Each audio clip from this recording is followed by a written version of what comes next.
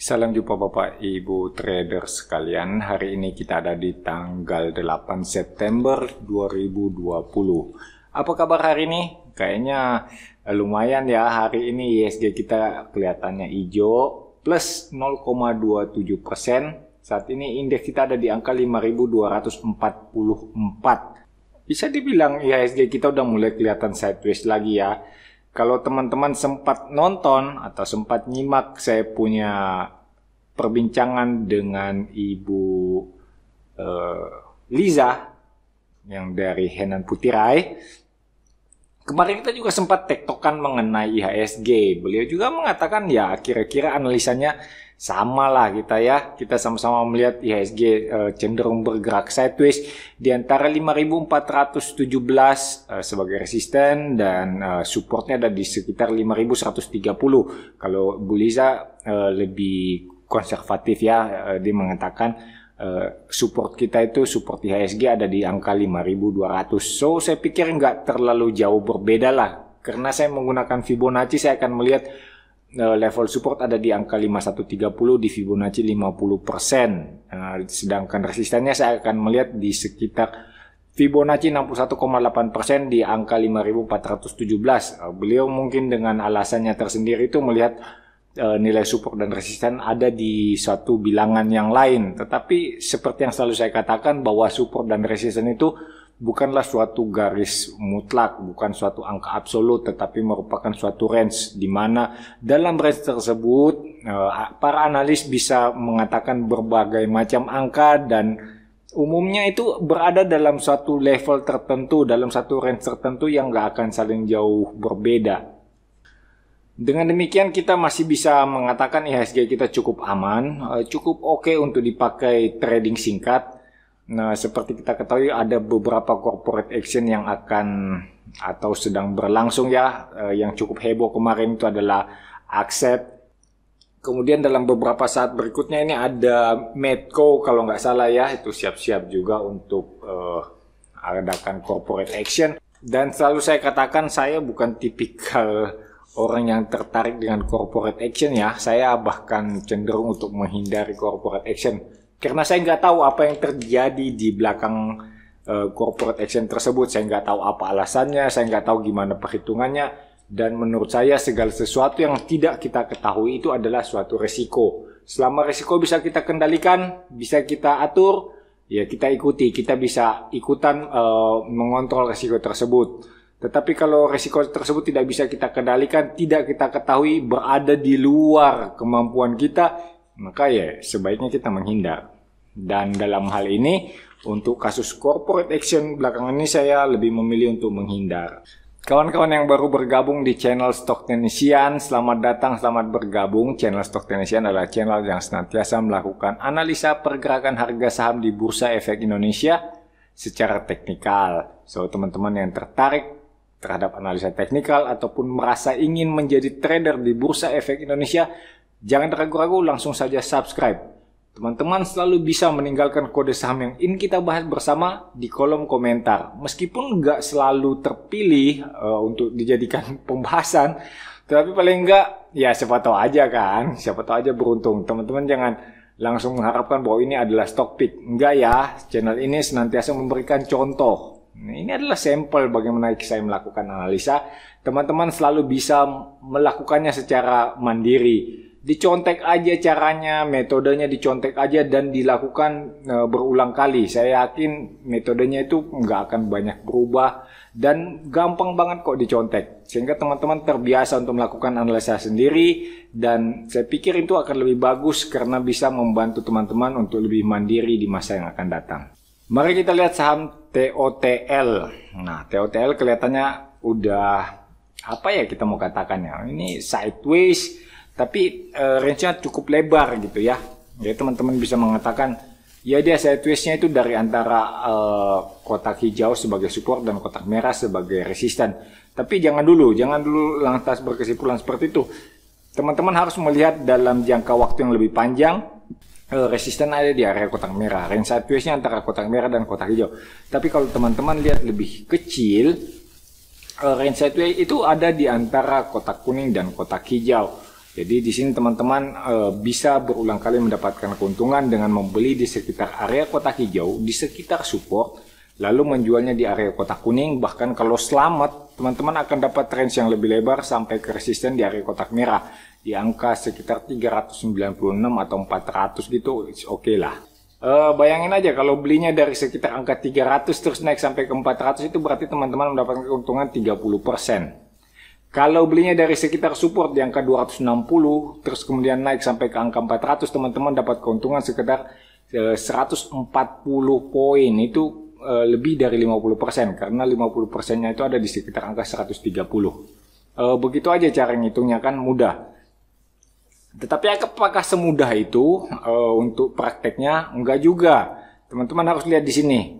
Di sini kita tanggal 15 Mei 2020, kemudian mencapai puncaknya di tanggal 14 Juli 2020. Itu artinya sekitar 2 bulan dibutuhkan waktu yang cukup panjang untuk mendapatkan keuntungan sebesar 50%. Itu pun kalau kita dapat persis di bawahnya. Ya kan, kalau kita persis dapat di bottom. Nah, itu adalah suatu seni tersendiri untuk jadi trader. Bagaimana caranya kita mendapatkan keuntungan yang cukup besar hanya dalam waktu 2 bulan. Gitu kan. 50% dalam 2 bulan tuh udah angka yang sangat bagus gitu. Ya kan? Nah, sekarang kalau dengan posisi seperti ini bagaimana? Ya, posisi seperti ini mungkin aja teman-teman menganggap ya udahlah ini support dan ini adalah mulai mantul gitu ya. Hari ini kebetulan kita punya TOTL ini candlenya warna merah sih, warna merah, tapi sebenarnya ditutup dengan harga kemarin, sama aja, nggak ada perubahan dengan penutupan kemarin. Dari segi indikator semuanya masih kelihatan biasa-biasa aja, karena dia dalam fase sideways. Kita lebih baik melihat angka di indikator CCI sekarang masih ada di minus 75. Saran saya yaitu teman-teman menunggu apabila CCI-nya turun di bawah minus 100, barulah diperhatikan lebih dekat. Pada saat CCI turun di bawah minus 100, kemudian dia berbalik arah naik ke atas minus 100, itu adalah saat yang tepat untuk membeli, ya kan? Begitu kan ceritanya kan? Nah, di sini teman-teman dibutuhkan sedikit kesabaran untuk menilai bagaimana pergerakan harga.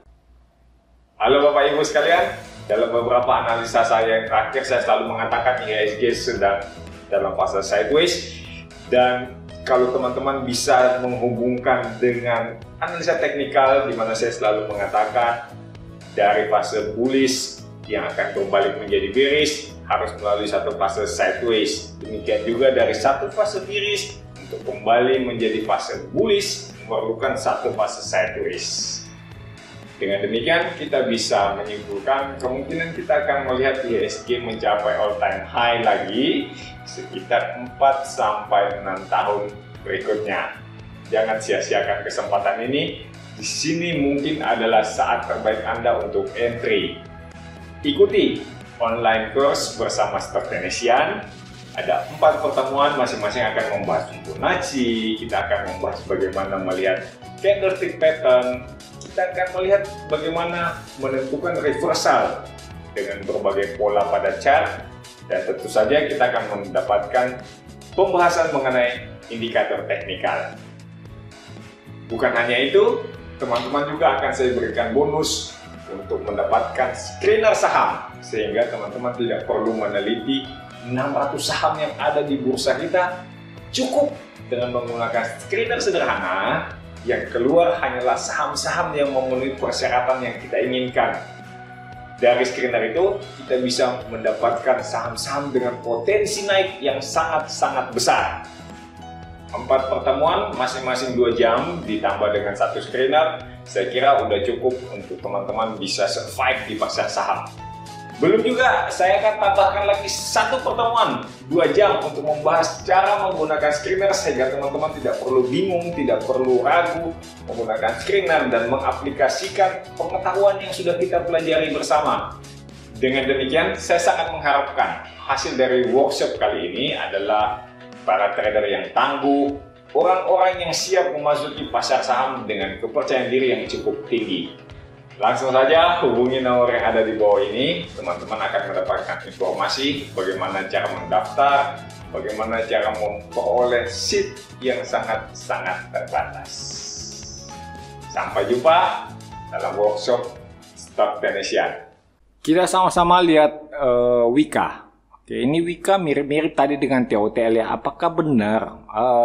Kita harus membandingkannya supaya kita nggak terlalu terlalu gampang mengambil kesimpulan. Saya coba mendampingkan saya punya chart Wika dengan chart TOTL ya. Coba kita lihat sama-sama. Oke, di sini teman-teman bisa lihat saya punya chart udah ada dua ya. Di sebelah kiri adalah chart Wika, sedangkan sebelah kanan adalah chart TOTL yang barusan tadi kita bahas, ya kan? Di sini teman-teman bisa melihat kayaknya pergerakannya similar ya, mirip-mirip gitu. Meskipun kita lihat TOTL lebih volatile, lebih bergerak dalam range yang lebih lebar, sedangkan Wika kayaknya lebih sempit dia punya range. Tetapi secara umum kita akan mengatakan ya keduanya ini bergerak seirama gitu ya, nggak jauh-jauh berbeda. Sempat naik tinggi di atas sini, ini juga ada di sini. Kita lihat ini di sini sekitar 8 Juni 2020, di sini sekitar 14 Juli 2020. Cukup jauh ya, beda sebulan. Artinya Wika lebih dulu naik. Sedangkan di sini ini puncak di sini terjadi di tanggal 24 Agustus. Di sini puncaknya sekitar 28 Agustus ya, bener lah di puncak-puncak ini sama-sama mengalami pembalikan arah, kemudian balik lagi ke bawah sini, ini juga sebanding ya, kira-kira sebanding lah. Kalau teman-teman lihat support di bawah sini terjadi di 4 Agustus. Di sini 4 Agustus ya benar ada di support di bawah ya. Saya pikir ini berdua ini kayaknya seirama lah ya, nggak terlalu jauh berbeda. Jadi teman-teman analisanya ini juga bakalan sama, nggak akan banyak berbeda. Kalau teman-teman lihat, bandingkan kedua chart, di sebelah kiri adalah Wika dan di sebelah kanannya adalah TOTL. Ya bagaimana, memang begitulah tampaknya. Keduanya bergerak di bidang yang sama, di bidang konstruksi, kontraktor. Ya kira-kira proyek-proyek dari pemerintah yang besar-besar juga ya sekitar itu-itu aja kan. Cuman perlu teman-teman ketahui kalau masalah proyek seperti itu kan biasanya bayarannya di akhir tahun anggaran ya, di sekitar bulan Desember, ya November gitu udah mulai hitung-hitungan untung ataupun ruginya, mulai pembayaran terminnya di sekitar akhir tahun, dan itu kayaknya akan menyenangkan buat kedua emiten ini. Teman-teman akan bisa melihat bagaimana mereka berdua bergerak naik saat mendekati akhir tahun, di mana pembayaran untuk proyek-proyek itu mulai diluncurkan oleh pihak pemerintah, ya kan, di akhir tahun anggaran atau di awal tahun anggaran mungkin ya, di bulan Januari, kemudian udah banyak proyek yang ditenderkan, mereka dapat, ya sudahlah, mereka akan mengalami lonjakan harga. Itu adalah hal yang wajar kok. Jadi teman-teman boleh diperhatikan ini untuk sesi akhir tahun, saya kira ini cukup bagus mereka berdua.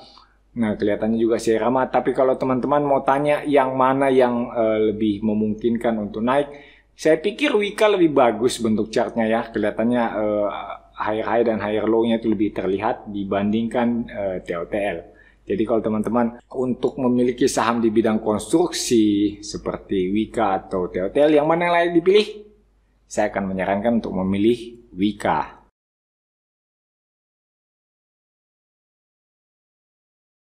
Sekarang kita akan lihat saham EXL.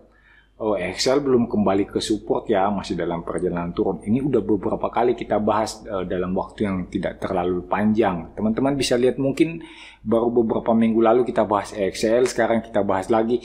Nggak tahu ini yang hobi banget request EXL ini, kayaknya nyangkut berat nih EXL-nya ya. Nah, agak banyak kayaknya di EXL, sampai rajin banget di request. Tapi kita lihat dengan pergerakan seperti ini, apa yang mau dikatakan ya, Excel-nya ya begini-begini aja, nggak ada yang istimewa.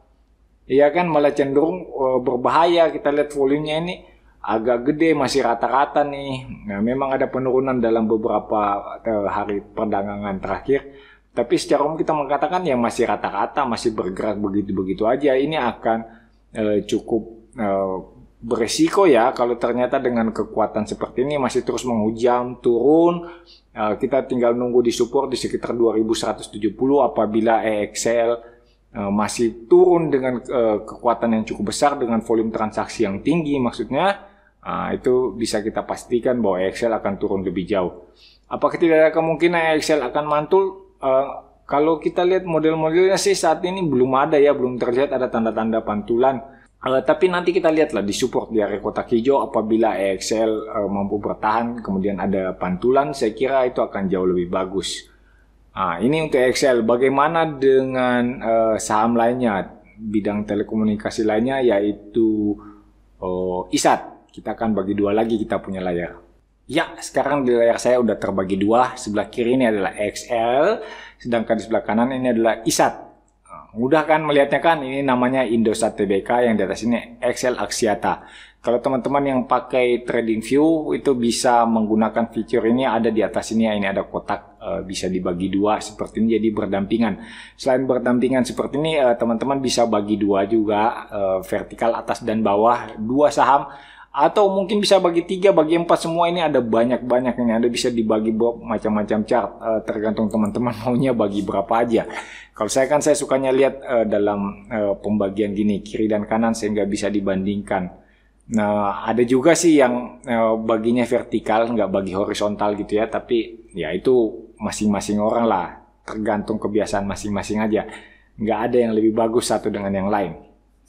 Yang penting fungsinya, kita lihat fungsinya bahwa ternyata memang kita punya harga ini, harga Excel dan ISAT ini kan nggak sejalan ya, nggak berbanding lurus. Karena kita lihat ISAT masih dalam tahap pemenuhan kewajiban ya. Setelah kita lihat ISAT ini ada pattern inverse head and shoulder yang belum terselesaikan, jadi kita masih menunggu ISAT untuk menyelesaikan pattern inverse head and shoulder. Sedangkan di XL Axiata ini kan tidak ada pattern yang kita tunggu ya, tidak ada targeting lah gitu. Jadi ya kita bisa katakan untuk saat ini saya akan lebih menyarankan teman-teman memegang saham ISAT. Apalagi kalau dilihat ISAT saat ini kan mendekati support ya. Ya, ini kan mendekati support. Supportnya ada di area kotak kuning ini yang merupakan neckline nih. Teman-teman bisa lihat ini support warna kuning adalah neckline dari inverse head and shoulder. Teman-teman bisa lihat di sini candlenya warna merah tetapi tidak didukung dengan volume transaksi. Dia lihat aja dia dalam perjalanan turun seperti ini volumenya cenderung mengecil. Jadi teman-teman hanya perlu menunggu beberapa saat lagi saat muncul candle hijau di saham ISAT, itulah saatnya untuk membeli. Teman-teman akan bisa mendapatkan keuntungan yang lebih bagus. Ya kan? Seperti itu aja, tenang-tenang kita lihat dia mendekati ini. Dan ini kayaknya lebih bagus ya, yang chart sebelah kanan ini lebih bagus dibandingkan chart yang sebelah kiri. Saya akan lebih senang menyarankan untuk belilah saham yang di sebelah kanan. Belilah chart yang ada di sebelah kanan, siap-siap untuk buy di saham ISAT dibandingkan saya harus merekomendasikan beli di saham EXL. Saya akan lebih suka teman-teman beli di ISAT deh, kayaknya lebih bagus. Saya akan lebih menganjurkan itu.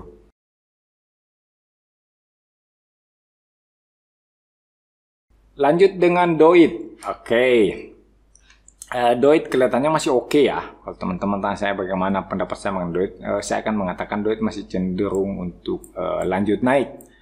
Meskipun dengan range yang tidak terlalu lebar, teman-teman bisa mengatakan sekarang ini adalah area sideways di bagian atas ya.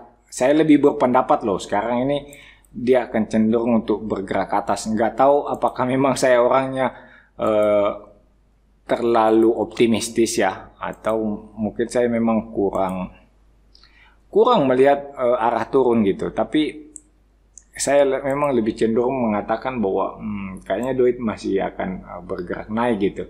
Sekarang kalau teman-teman lihat Doitnya kan ada di area kotak kuning. Nah, area kotak kuning ini terserah, bisa teman-teman katakan sebagai area support ataupun sebagai area resisten. Nah, yang jelas kan dia masih berputar di sekitar area kotak kuning yang ini menjadi area cukup penting. Teman-teman bisa lihat di sebelah kiri di sini juga cukup sering terjadi pembalikan arah. Di kita punya kotak kuning ini saat ini sekarang sering terjadi transaksi. Jadi bisa kita katakan area kotak kuning ini cukup valid. Saya kira untuk target ke atas itu nggak boleh jauh-jauh dulu. Ada sekitar 326 atau 330 lah. Oke, sekitar sini di area kotak merah. Ini teman-teman bisa lihat di sini. Karena jaraknya yang terlalu dekat, maka ini akan kita katakan harganya sideways ya, nggak terlalu bagus untuk kita ikuti. Kalau teman-teman pengen ikuti harga saham Doit, saya kira lebih baik menunggu belinya di dekat-dekat support deh, di sekitar area kotak hijau di sekitar 240-an. Kalau nggak dapat lantaran duitnya udah terlanjur bergerak naik ke area kotak merah, ya saya mendingan merekomendasikan untuk membeli duit setelah dia melampaui area kotak merah di atas angka 330. Itu akan jauh lebih bijaksana. Kenapa? Karena jarak untuk resisten selanjutnya di atas kotak merah itu kelihatannya cukup jauh di sekitar 390, sehingga teman-teman punya peluang untuk mendapatkan keuntungan itu jauh lebih bagus dibanding bergerak dalam range sempit. Kayaknya gimana ya? Bergeraknya pelan-pelan, naiknya kecil-kecil, tapi membutuhkan waktu yang cukup panjang. Ya, daripada berkutat dalam range sempit, kita lebih bagus cari arena yang lebih luas, arena yang lebih besar, yang bisa menjanjikan keuntungan yang lebih baik. Saya kira begitu menurut saya.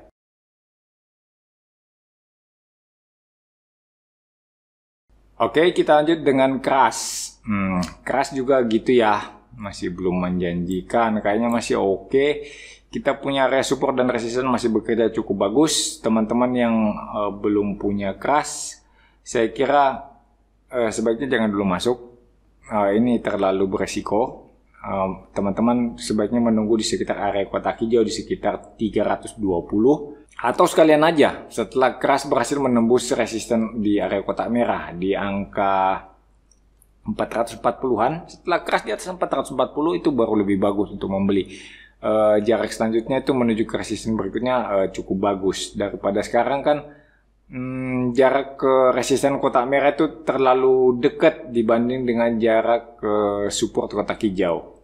Oke, teman-teman bisa bandingkan, selalu memilih pergerakan harga yang menjanjikan reward lebih besar daripada resiko. Bila resikonya terlalu besar, lebih besar daripada reward, ya ngapain juga dipilih, ya kan? Kita lebih baik memilih yang rewardnya besar. Begitu aja terus kita punya trading. Dilakukan berulang kali, memang nggak selamanya kita dapat reward sebesar itu, tetapi dengan melakukannya secara konsisten itu akan membentuk kita punya sistem trading yang lebih baik.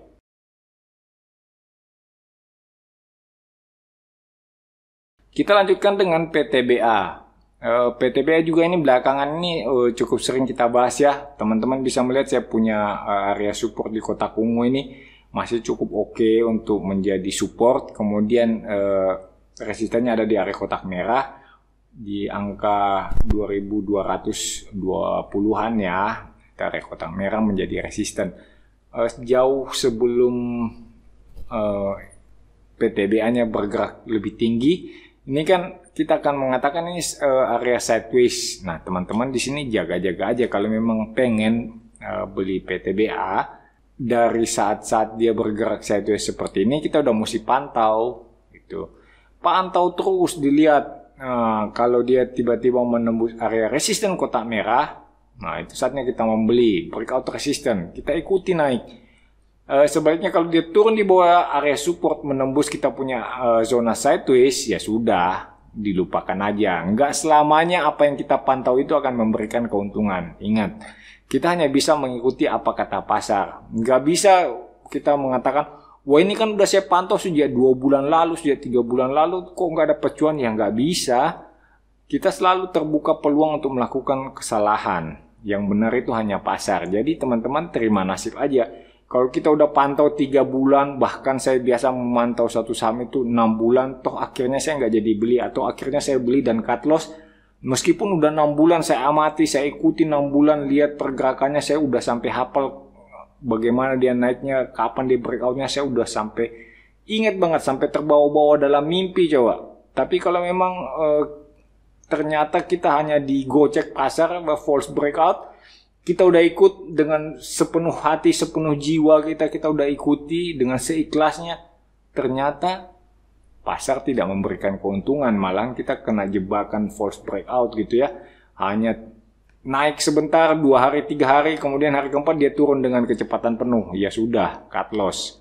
Ya hal-hal seperti itu selalu terjadi di pasar dan sangat-sangat sering. Teman-teman nggak sendirian karena selalu ada banyak trader yang melakukan hal yang sama. Kita sama-sama kena tipu lah ya, kita bilang kena tipu, kita kirain udah beneran naik, ternyata hanya false breakout. Ya sudah, terima nasib aja, cut loss aja dulu, cut loss, nggak apa-apa berulang kali kita cut loss. Yang penting satu kali mendapatkan keuntungan itu bisa menutupi seluruh cut loss yang kita derita. Demikian juga di saham seperti ini, teman-teman bisa melihat fase sideways-nya ini diikuti dengan volume transaksi yang kecil-kecil, sehingga bisa kita katakan ya ini membingungkan emang ya. Sideways-nya transaksinya kecil-kecil, kita nggak tahu ini mau naik atau mau turun. Jadi satu-satunya petunjuk yang bisa kita tunggu, yang bisa kita nantikan adalah bagaimana PTBA bila berhasil menembus area resisten di area kotak merah. Dari indikator CCI yang bisa kita ikuti, teman-teman bisa saja menunggu. Misalnya di sini. Ini kan dilihat di sini. Di sini oke, dia naik. Kemudian berikutnya ada di sini lagi. Di sini ternyata nggak divergen juga ya, nggak ada divergensi. Di sini oke, di sini rendah, di sini juga lebih tinggi. Ya nggak ada gitu. Jadi emang nggak bisa kita ikuti. Satu-satunya bisa kita ikuti adalah pada saat CCI turun di bawah minus 100, kemudian dia berbalik arah naik di atas minus 100, itu artinya sinyal beli bisa kita ikuti. Itu kemungkinannya kita dapat PTBA sedang support testing, kemudian mantul naik, ya mungkin aja kita bisa dapat keuntungan di situ. Hanya seperti itu aja kita punya cara untuk mendapatkan keuntungan di saham yang sedang sideways. Mau dapat lebih besar, ya tunggulah saat terjadi breakout. Saya kira cukup sampai di sini untuk analisa kita pada hari ini. Jangan lupa teman-teman semuanya, kita belum aman ya. Tiap hari pertumbuhan penderita COVID-19 itu makin tinggi, makin mengerikan. Saya hanya bisa menyarankan teman-teman untuk tetap tinggal di rumah. Kalaupun memang harus beraktivitas di luar rumah, jangan lupa selalu menggunakan masker. Salam cuan untuk kita semua.